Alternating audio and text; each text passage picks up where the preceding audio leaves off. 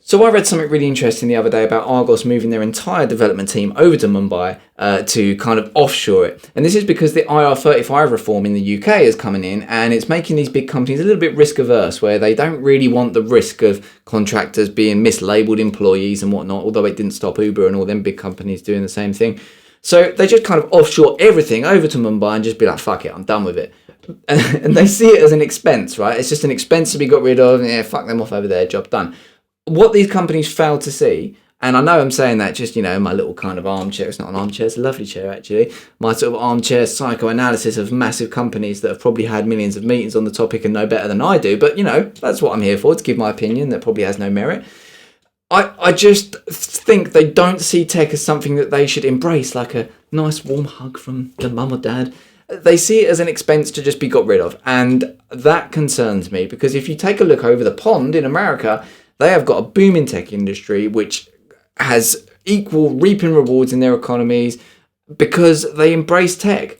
And it seems to me that you've got all of these traditional companies in America that are doing the right thing, which are moving towards putting as much effort and emphasis on technology to help get more customers and to make things easier for customers, as they do the core domain of their product or service or whatever.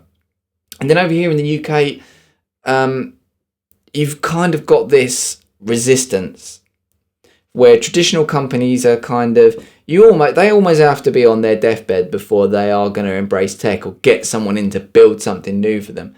And it's just such a shame to see, because even when they do that, it's like, right, how can they see it as a kind of, a bit like a tradesman coming in and just building a new floor for them. Yeah, build that for us. When's it done? Job done. Good. Right, I've ticked that box. Fuck it. We've got some tech now.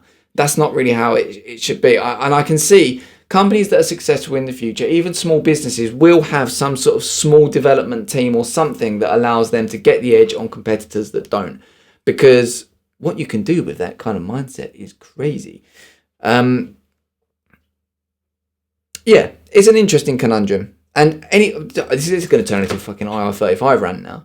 But anyone that tells you that, contractors are just earning loads more money when PAYE people have to pay loads more tax, it's really not that true, actually, is it? Let's be honest, because I have to pay insurances, I have to pay accountancy fees, I don't get paid for sick pay, I don't get paid for holidays, I have to have all my own equipment, I have to skill up myself, and I have to take the risk that the revenue will come knocking and go, hey, David, let's take a look at your books and disrupt you for 2 weeks, just so we can give you a pat on the back and say, well done for paying all the taxes that you fucking were due to pay in the first place. Thank you very much.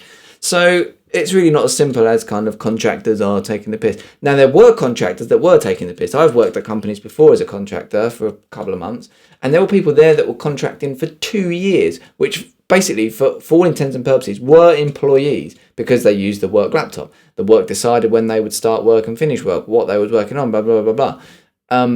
So I get IR35 for that reason. That makes sense. But just, you're tarring everyone with the same brush.